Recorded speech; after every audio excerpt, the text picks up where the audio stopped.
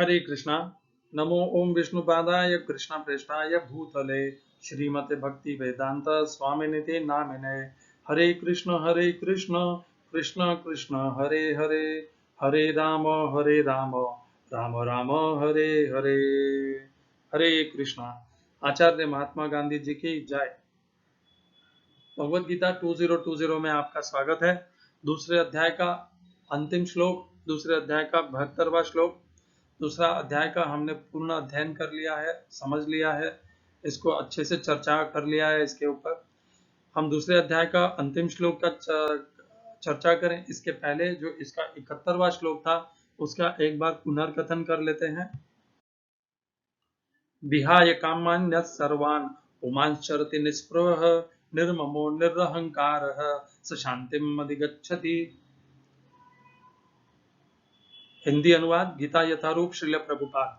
जिस व्यक्ति ने इंद्रिय तृप्ति की समस्त इच्छाओं का परित्याग कर दिया है, जो इच्छाओं से रहित रहता है और जिसने सारी ममता त्याग दी है तथा अहंकार से रहित है, वही वास्तविक शांति प्राप्त कर सकता है। और हमने चर्चा की थी कि भगवान ने इस 71वें श्लोक में दो नए लक्षणों का, स्थितप्रज्ञ के दो नए लक्षणों का विशेष करके वर्णन किया है। वे दो लक्षण है निर्ममः अर्थात ममता रहित, निरअहंकार अर्थात अहंकार रहित। तो जो स्थितप्रज्ञ है उसके ये दो लक्षण अत्यंत महत्वपूर्ण है। केवल कामनाओं का त्याग करने से शांति पूर्ण रूप से नहीं मिलेगी। क्यों नहीं मिलेगी? ममता, यदि ममता रह गई तो आज नहीं तो कल हम उस स्थितप्रज्ञ के स्थिति से भ्रष्ट हो जाएंगे। कैसे? यदि पुत्र में, पद में, जमीन में कहीं भी आसक्ति रह गई तो वह उनको जब भी कोई संकट आएगा उनके ऊपर, तो हम तुरंत अपने योग के मार्ग को छोड़ करके उनका संरक्षण करने के लिए स्वयं दौड़े दौड़े जाएंगे, क्योंकि ममता है, ममता अभी भीतर है और वही ममता हमें उस तरफ खींच के ले जाएगी, बलपूर्वक खींच के ले जाएगी। जिस प्रकार भगवान कहते हैं 18वें अध्याय में, स्वभावजेन कौन्तेय निबद्ध स्वेन कर्मणा कर्तुम नेच्छसि यन्मोहात् करिष्यत्स वशोऽपि तत्। जो हमारा स्वभाव है, स्वभाव क्या है यहाँ पर? ममता। यदि ममता हमारा स्वभाव का अंग है, एक आभूषण है, तो वह हमें खींच करके ले जाएगा अपने जिस वस्तु, मनुष्य, परिस्थिति से हमारी ममता है उनके संरक्षण के लिए। तो स्थितप्रज्ञता प्राप्त करने के लिए, उसमें सदैव स्थिर रहने के लिए ममता रहित होना आवश्यक है। निरअहंकार है। यदि मनुष्य में अहंकार है तो वह स्वयं को श्रेष्ठ तथा अपने अलावा बाकी समस्त जीवों को, मनुष्यों को वह निम्न समझेगा कि मुझे सब कुछ समझ में आता है और बाकी सब निम्न है, मूर्ख हैं। तो यदि कोई इस प्रकार का हम समझें कि भाई मुझे कोई आप ऐसा, आपको शायद ही इस संसार में ऐसा कोई गुरु मिलेगा जो कहेगा कि बस मुझे ही समझ में आता है और बाकी सब मूर्ख हैं इस संसार में जितने भी उत्पन्न हुए हैं, और जो भविष्य में उत्पन्न होंगे वे भी मूर्ख हैं। इस प्रकार का गुरु और इस प्रकार का अहंकार भी ठीक नहीं है। गुरु वही होता है अच्छा जो अपना ज्ञान तो प्रदान करे, परंतु ज्ञान देने के बाद में शिष्य को स्वतंत्र छोड़ दे, उसका स्वयं के ज्ञान को विज्ञान में परिवर्तित करने के लिए, ज्ञान को अनुसंधान करने के लिए, स्वयं का उद्धार करने के लिए। परंतु यह नहीं करता यदि गुरु और उसके ऊपर हावी रहता है, सदैव उसके ऊपर छाया रहता है कि तुम केवल उसी को ज्ञान समझो जो मैंने तुम्हें प्रदान किया है और अपने दिमाग का, अपने बुद्धि का प्रयोग ही मत करो, तो वह कभी, उसका शिष्य कभी भी पूर्णता को प्राप्त नहीं कर पाएगा, मुक्ति को प्राप्त नहीं कर पाएगा, भक्ति को भी प्राप्त नहीं कर पाएगा, सेवा को भी प्राप्त नहीं कर पाएगा। क्यों नहीं कर पाएगा? क्योंकि उसके पास विज्ञान नहीं है, स्वयं का अनुसंधान नहीं है, स्वयं का अनुभव नहीं है, उसे वह स्वतंत्रता ही नहीं मिली। गुरु ने उसे बांध रखा है कि वह केवल उतना ही कहे जो गुरु ने कहा, जो गुरु वाक्य है वह उतना ही सुने जो गुरु ने कहा है, वह उतना ही पढ़े जो गुरु ने लिखा है। उसने बाहर की दुनिया ही नहीं देखी, ना सुनी, ना समझी। ऐसे में उसे क्या पता चलेगा कि गुरु ने क्या सही कहा है, क्या गलत कहा है। वो जिसे भी गुरु मान लेगा वो उसी के पीछे घूमता रह जाएगा। और यह भी मान लेते हैं कि उसके गुरु एकदम पूर्ण शुद्ध भक्त हैं और उन्होंने अच्छा ही ज्ञान दिया है, परंतु फिर भी यदि वह स्वयं का बुद्धि प्रयोग ही नहीं करेगा, अनुभव ही नहीं करेगा, तब भी वह विलक्षणता को कैसे प्राप्त होगा।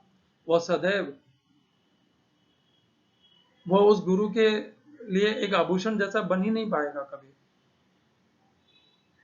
मेरी समस्त गुरुओं से, आचार्यों से विनती है, अपने शिष्यों की स्वतंत्रता को मत छीनिए। अपने शिष्यों को स्वतंत्रता दीजिए। यदि आपको अपने ज्ञान के ऊपर, अपने दिए हुए उपदेश के ऊपर, अपनी दी हुई शिक्षा के ऊपर विश्वास है, तो अपने शिष्य को स्वतंत्रता दे दीजिए। यदि शिष्य ने आपके ज्ञान को, आपके उपदेश को, आपकी शिक्षाओं को शिरोधार्य किया है, तो वह अपने आप को अपने मार्ग से, भक्ति के मार्ग से, सेवा से मार्ग से पथभ्रष्ट नहीं होने देगा। अच्छा उदाहरण है हमारे पास श्रील प्रभुपाद।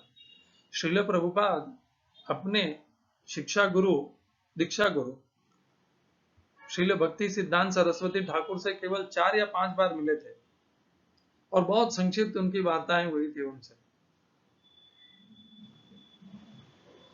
श्रील भक्ति सिद्धांत सरस्वती ठाकुर ने आचार्य श्रील प्रभुपाद को बांध करके नहीं रखा, उन्हें स्वतंत्रता दी। उन्हें तो उन्होंने एक उद्देश्य भी दिया कि तुम पाश्चात्य देशों में जाओ और वहां पर भागवतम का प्रचार करो, गीता का प्रचार करो, भक्ति मार्ग का प्रचार करो। यह उन्होंने उद्देश्य भी दिया। उन्हें उद्देश्य देने का अर्थ है स्वतंत्रता दी कि तुम अपना मार्ग स्वयं निर्धारित करो।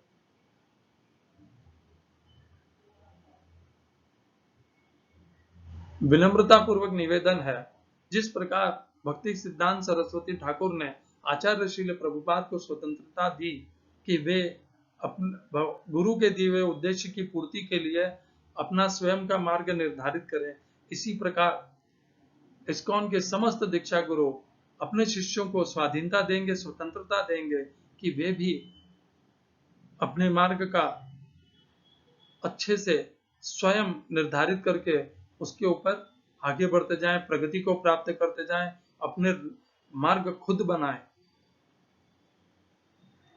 हरे कृष्णा। आगे बढ़ते हैं दूसरे अध्याय का 72वां श्लोक। एषा ब्राह्मे स्थिते पार्थ नैनां प्राप्ते विमुह्यति स्थित्वा स्याम अंतकाले अपि ब्रह्म निर्वाणम रक्षति। हिंदी अनुवाद गीता यथारूप श्रील प्रभुपाद। यह आध्यात्मिक तथा ईश्वरीय जीवन का पथ है जिसे प्राप्त करके मनुष्य मोहित नहीं होता। यदि कोई जीवन के अंतिम समय में भी इस तरह स्थित हो तो वह भगवत धाम को प्राप्त होता है। English translation Gita as it is Swami Prabhupada. That is the way of the spiritual and godly life, after attaining which a man is not bewildered. Being so situated, even at the hour of death, one can enter into the kingdom of God.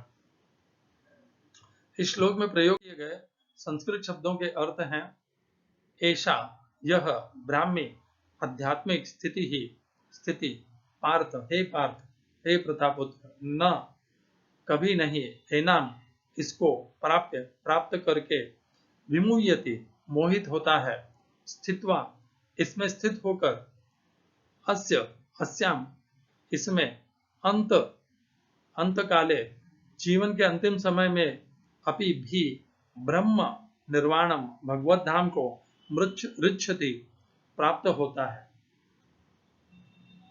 दूसरे अध्याय का अंतिम श्लोक 72वां श्लोक, इसका भगवत गीता से तात्पर्य पढ़ रहे हैं गीता यथारूप से। मनुष्य कृष्ण भावनामृत या दिव्य जीवन को एक क्षण में प्राप्त कर सकता है और हो सकता है कि उसे लाखों जन्मों के बाद भी न प्राप्त हो। यह तो सत्य को समझने और स्वीकार करने की बात है। खटवांग महाराज ने अपनी मृत्यु के कुछ मिनट पूर्व कृष्ण के शरणागत होकर ऐसी जीवन अवस्था प्राप्त कर ली। निर्वाण अर्थ है भौतिकतावादी जीवन शैली का अंत। बौद्ध दर्शन के अनुसार इस भौतिक जीवन के पूरा होने पर केवल शून्य शेष रहता है, किंतु भगवद गीता की शिक्षा इससे भिन्न है। वास्तविक जीवन का शुभारंभ इस भौतिक जीवन के पूरा होने पर होता है। स्थूल भौतिकतावादी के लिए यह जानना पर्याप्त होगा कि इस भौतिक जीवन का अंत निश्चित है, किंतु आध्यात्मिक दृष्टि से उन्नत व्यक्तियों के लिए इस जीवन के बाद अन्य जीवन प्रारंभ होता है। इस जीवन का अंत होने के पूर्व यदि कोई कृष्ण भावना भावित हो जाए तो उसे तुरंत ब्रह्म निर्वाण अवस्था प्राप्त हो जाती है। भगवत धाम तथा भगवत भक्ति के बीच कोई अंतर नहीं है, चूंकि दोनों चरम पद हैं। अतः भगवान की दिव्य प्रेमा भक्ति में व्यस्त रहने का अर्थ है भगवत धाम को प्राप्त करना। भौतिक जगत में इंद्रिय तृप्ति विषयक कार्य होते हैं और आध्यात्मिक जगत में कृष्ण भावनामृत विषयक। इसी जीवन में ही कृष्ण भावनामृत की प्राप्ति तत्काल ब्रह्म प्राप्ति जैसी है, और जो कृष्ण भावनामृत में स्थित होता है वह निश्चित रूप से पहले ही भगवत धाम में प्रवेश कर चुका होता है। ब्रह्म और भौतिक पदार्थ एक दूसरे से सर्वथा विपरीत हैं। अतः ब्राह्मी स्थिति का अर्थ है भौतिक कार्यों के पद पर न होना। भगवत गीता में भगवत भक्ति को मुक्त अवस्था माना गया है। सगुणान समतीत्येतान ब्रह्म भूयाय कल्पते। अतः ब्राह्मी स्थिति भौतिक बंधन से मुक्ति है। श्रील भक्ति विनोद ठाकुर ने भगवत गीता के द्वितीय अध्याय को संपूर्ण ग्रंथ के प्रतिपाद्य विषय के रूप में संक्षिप्त किया है। भगवत गीता के प्रतिपाद्य हैं कर्मयोग, ज्ञान योग तथा भक्ति योग। इस द्वितीय अध्याय में कर्मयोग तथा ज्ञान योग की स्पष्ट व्याख्या हुई है एवं भक्ति योग की भी झांकी दे दी गई है। इस प्रकार भगवत गीता के द्वितीय अध्याय गीता का सार का भक्ति वेदांत तात्पर्य पूर्ण हुआ।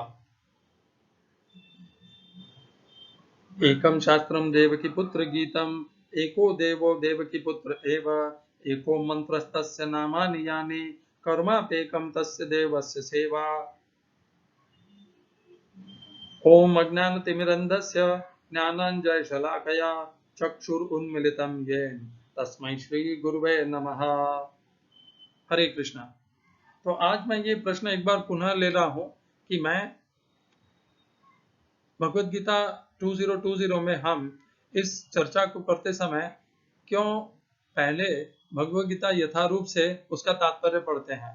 उसके प्रमुख कारणों में से जो है बता रहा हूं। पहला, भगवत गीता यथारूप विश्व में सबसे ज्यादा गीता के ऊपर बुकने वाले प्रचलित या डिस्ट्रीब्यूट की जाने वाली या विक्रय की जाने वाली या जो सबसे ज्यादा मनुष्य को प्रतिवर्ष प्राप्त होने वाली पुस्तकों में है। सबसे ज्यादा पुस्तक जो प्रचलित है, जो प्रसिद्ध है, वह भगवत गीता यथारूप या इंग्लिश में Bhagavad Gita as it is है। इसीलिए इसको आधार मान करके हम Bhagavad Gita as it is में भगवत गीता 2020 में चर्चा करते हैं। कोई ऐसा उद्देश्य या ऐसा कोई भी प्रयोजन नहीं है कि हम भगवत गीता यथारूप में या Bhagavad Gita as it is में कोई त्रुटि प्रदर्शित करने के लिए इस प्रकार का हम प्रयोजन कर रहे हैं। ऐसा कोई आधार नहीं है। इस चर्चा में जो हम श्लोक लेते हैं, जो शब्दों के अर्थ लेते हैं, वे सब गीता यथारूप से लिए जाते हैं, क्योंकि इस समय जितने भी भगवत गीता के टीकाएं हैं, अनुवाद है, उस सब में जो सबसे ज्यादा प्रचलित, प्रसिद्ध और जो व्यवस्थित ऐसा दिख रहा है वह भगवत गीता यथारूप ही है। बाकी जैसे मैंने अभी हाल ही में मैंने वैसे गीता प्रेस गोरखपुर की भगवत गीता बहुत अच्छी है, उसमें भी कोई त्रुटि नहीं है, शब्द भी अच्छे हैं, कोई ऐसा भाव नहीं है, परंतु सबसे ज्यादा प्रचलित और यही है। एक और कारण भी है, क्योंकि मेरा एक प्रयोजन है, मैं इस्कॉन से संबंधित रहा हूं, आज भी हूं और भविष्य में भी रहूंगा। मैंने अपने जीवन को इसी प्रकार संचालन किया है और आगे भी करता रहूंगा कि उससे जो भी मुझे मेरे सम्मुख अच्छी चीजें आती है, ज्ञान आता है, उसको स्वीकार कर लेता हूं, और जो स्वीकार करने योग्य नहीं है उसे छोड़ देता हूं। ना उसकी निंदा करता हूं, ना उसका तिरस्कार करता हूं, अच्छे को ग्रहण कर लेता हूं। यह अच्छा तरीका है अपने जीवन में आगे बढ़ने का, अच्छा माध्यम है। यहाँ पर इस आश्रित श्लोक की चर्चा करते हैं। इसके पश्चात एक चर्चा होगी केवल पूरे दूसरे अध्याय का, एक बार पूरा दूसरे अध्याय का पुनर्कथन करने के लिए कि हमने दूसरे अध्याय से क्या सीखा। उसके लिए हम एक चर्चा विशेष करके करेंगे, परंतु यहाँ पर हम दूसरे अध्याय के 72 और अंतिम श्लोक की चर्चा कर ले। ऐसा ब्राह्मी स्थिति पार्थ, यह पूर्ण रूप से आध्यात्मिक स्थिति है। कौन सी? जहां पर मनुष्य स्थित प्रज्ञता में स्थित रहता है, उसमें ममता रहित रहता है, अहंकार रहित रहता है। न एनाम प्राप्त विमोह्यते, इसको एक बार प्राप्त कर लेने के पश्चात स्थितप्रज्ञ मनुष्य पुनः फिर मोहित नहीं होता। किससे मोहित नहीं होता? विषयों से, इंद्रियों से, मन से मोहित नहीं होता। स्थित्वा श्याम अंत काले अपे, इसमें अपने जीवन के अंत काल में भी स्थित होकर के क्या प्राप्त होता है? भगवान श्री कृष्ण का परम धाम, उनकी परम भक्ति प्राप्त होती है। किसको करने से? स्थित प्रज्ञता को। क्या स्थित प्रज्ञता ज्ञान योग है? नहीं, वह ज्ञान योग नहीं है, वह कर्मयोग है। और भगवान ने कर्मयोग और बुद्धि योग को एक ही कहा है। हमने इसके लिए दूसरे अध्याय का प्रयोग लिया था। भगवान ने दूसरे अध्याय में इसी ज्ञान को, जो भगवान दूसरे अध्याय के 39 से लेके 72वें श्लोक में देते हैं, उसे बुद्धि योग कहते हैं। भगवान बुद्धि युक्तो जहाती है उभय सुकृत दुष्कृते, यह दूसरे अध्याय के 50वें श्लोक में आता है। और दूसरे अध्याय के तीसरे अध्याय के तीसरे श्लोक में भगवान इसी को कर्मयोग कहते हैं। लोकेस्मिन् द्विविधा निष्ठा पुरा प्रोक्ता मया नघ ज्ञान योगेन सांख्या नाम। भगवान ज्ञान योग किसको कहते हैं? जो भगवान ने पहले दूसरे अध्याय के 11वें श्लोक से लेकर के भगवान ने दूसरे अध्याय के तीसरे श्लोक तक जो दिया था, उसे भगवान सांख्य योग अर्थात ज्ञान योग कहते हैं। ज्ञान योगेन सांख्या नाम कर्म योगेन योगिना, और उसे कर्म योग कहते हैं जो भगवान दूसरे अध्याय के 39 से लेकर के 72वें श्लोक को कहते हैं। तो भगवान की दृष्टि में, भगवान के उपदेश में कर्मयोग और बुद्धि योग एक ही है, वे पृथक पृथक नहीं है। हम पुनः आ जाते हैं हमारे दूसरे अध्याय के 72वें श्लोक के अंतिम श्लोक की चर्चा के ऊपर। इस श्लोक में विशेष क्या कहते हैं भगवान? भगवान जो स्थित प्रज्ञता को प्राप्त कर लेता है,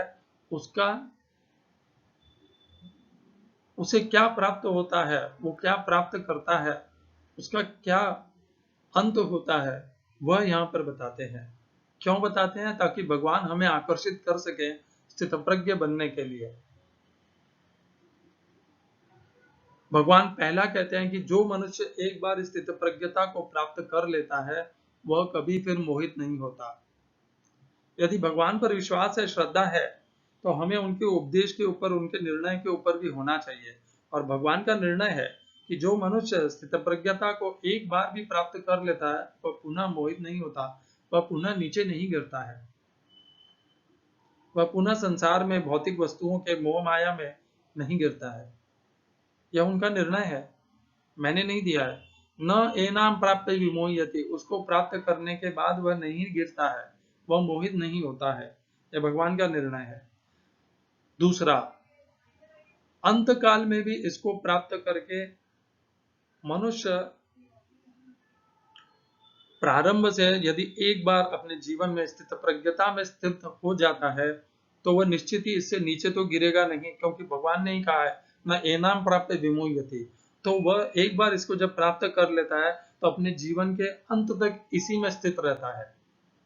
तो स्थित प्रज्ञता ऐसी विलक्षण स्थिति है, ऐसी विलक्षण अवस्था है, जिसको प्राप्त कर लेने के बाद मनुष्य स्थित प्रज्ञ मनुष्य कभी नीचे नहीं गिरता, सदैव उसी में स्थिर रहता है और अपने जीवन के अंत तक उसी में स्थिर रहता है। इसीलिए अंतकाल में भी वह उसी में स्थित रहता है। स्थित्वा श्याम अंतकाले अपि, वह अंतकाल में भी उसी में स्थित रहता है। और उसके कारण वह क्या प्राप्त करता है? ब्रह्म निर्वाणम ऋच्छति, वह भगवान के परम धाम को प्राप्त करता है।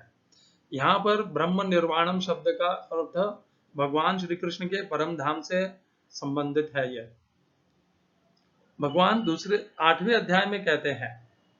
क्या कहते हैं? 8वें अध्याय का शायद 5वां श्लोक है, या 8वें अध्याय का यम यम वापि स्मरन भावम तजत्यन्ते कलेवरम, हाँ 6ठा श्लोक है 8वें अध्याय का। यम यम वापि स्मरन भावम तजत्यन्ते कलेवरम तम तमे वैति कौन्तेय सदा तद्भाव भावितः। इसका हिंदी अनुवाद है गीता यथारूप से, हे कुंती पुत्र, शरीर त्यागते समय मनुष्य जिस जिस भाव का स्मरण करता है वह उस भाव को निश्चित रूप से प्राप्त होता है। यह मनुष्य जो स्थितप्रज्ञ मनुष्य है वह अपने अंत स्मरण, अपने अंतिम समय में भी स्थितप्रज्ञता में स्थित रहता है, और जो मनुष्य स्थितप्रज्ञता में स्थित रहता है वह उसी स्थितप्रज्ञता को और उसी परम शांति परम आनंद भगवान पूर्ण पुरुषोत्तम श्री कृष्ण को प्राप्त करता है। यह भगवान के 8वें अध्याय के 6ठे श्लोक से भी इसकी पुष्टि होती है, जो यहाँ पर भगवान ने दूसरे अध्याय के 72वें श्लोक में कहा है। यदि भगवान ने कहा है कि यदि स्थितप्रज्ञ मनुष्य अंत काल में इसी स्थितप्रज्ञता में स्थित रहता हुआ अपने शरीर को त्यागता है तो वह पूर्ण पुरुषोत्तम भगवान श्री कृष्ण तथा उनके धाम को प्राप्त होता है। और यही भगवान ने 8वें अध्याय के 6ठे श्लोक में भी कहा है कि मनुष्य जिस जिस भाव को स्मरण करता हुआ अपने शरीर को त्यागता है वह उसी को प्राप्त करता है। तो कहने का भाव यह है, ये जो स्थित प्रज्ञता है वह मनुष्य इसी स्थित प्रज्ञता के भाव में अपने शरीर को त्यागता है, स्थित प्रज्ञ मनुष्य, और यह स्थित प्रज्ञता ही भगवान का परम धाम है। यम यम वापि स्मरण भावम तजत्यन्ते कलेवरम, भाव भी यही है। भाव कौन सा है? स्थित प्रज्ञता, और उसी को प्राप्त होता है। भगवान के परम धाम में भी यही स्थित प्रज्ञता है। जो भगवान के परम धाम में पहुंच जाता है वह भौतिक विषयों से, भौतिक कल्मशों से, भौतिक वस्तुओं से आकर्षित नहीं होता, उनके राग द्वेष से प्रभावित नहीं होता, भौतिक संसर्ग से, समस्त आसक्ति से मुक्त रहता है। यह है भगवान का परम धाम, जो भगवान इस श्लोक के माध्यम से बताना चाहते हैं। भगवान यहाँ पर एक छोटा सा विवरण अपने परम धाम का बता रहे हैं। क्या है विवरण? कि उनके धाम में वस्तुओं के प्रति राग द्वेष नहीं होता, आसक्ति नहीं होती, इंद्रियां, मन, मनुष्य जो भी जीवात्मा है वह स्थितप्रज्ञ रहता है। मैं यहाँ पर द्वैत और अद्वैत के इस जीवन भर के संघर्ष में नहीं उलझूंगा। अतिशय व्यर्थ लगता है मुझे वह संघर्ष, क्योंकि उस संघर्ष का भगवत गीता से कोई लेना देना नहीं है। भगवत गीता इस मनुष्य देह में हम किस प्रकार कर्मयोग, बुद्धि योग को करते हुए भगवान की भक्ति को, सेवा को प्राप्त कर सकते हैं, इसका ज्ञान उपदेश देती है।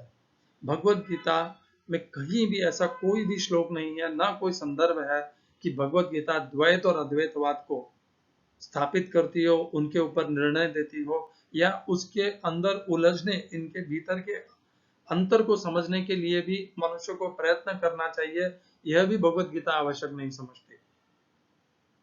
एक श्लोक नहीं दिया है भगवान ने द्वैत अद्वैतवाद के समर्थन या असमर्थन के लिए।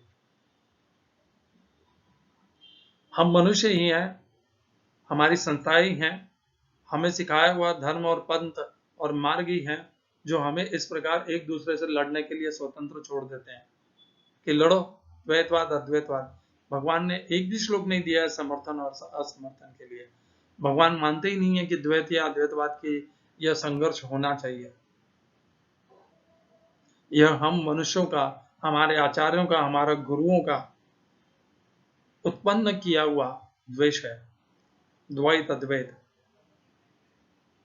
मनुष्य ही विविधता को निर्माण कर सकता है। जहां पर भेद न हो, अंतर न हो, वहां पर भी भेद डाल सकता है कि आज से तुम अलग अलग हो, तुम हिंदू हो, वो मुस्लिम है। ये मनुष्य के षड्यंत्र है, कहूंगा तो, द्वैत और अद्वैतवाद। हम आ जाते हैं दूसरे अध्याय के 72वें श्लोक में। भगवान अपने दूसरे अध्याय का समापन इस श्लोक से कर रहे हैं, क्योंकि भगवान का दूसरे अध्याय का प्रयोजन है मनुष्य को कर्मयोग में, बुद्धि योग में स्थापित करने का, और स्थापित करने के लिए, आकर्षित करने के लिए भगवान बताते हैं कि जो स्थित प्रज्ञता को प्राप्त कर लेता है, जो कर्मयोग में स्थित हो जाता है, जो कर्मयोग में स्थित प्रज्ञ होकर के कर्मयोग करता है, बुद्धि योग करता है, वही अंत में भगवान के परम धाम और भगवान को प्राप्त करता है। तो यदि भगवान को प्राप्त करने का सुलभ मार्ग भगवान ने दूसरे अध्याय में ही बता दिया है, और वह कर्मयोग बताया है, वह बुद्धि योग बताया है, तो इतना बड़ा प्रपंच क्यों? कि भगवान भगवत भक्ति योग को बता रहे हैं भगवत गीता में या कर्मयोग को बता रहे हैं। यहीं पर सब स्पष्ट हो गया एकदम। भगवान ने कर्मयोग और बुद्धि योग को मार्ग बताया है, भगवत धाम भगवान को प्राप्त करने का मार्ग बताया है उसे ही।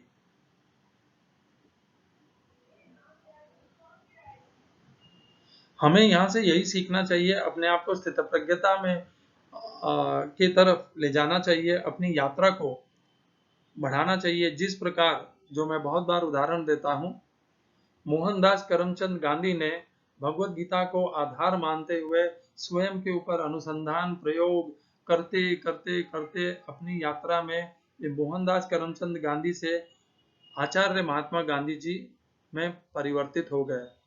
यात्रा उन्होंने स्वयं की, भगवत गीता को आधार बनाया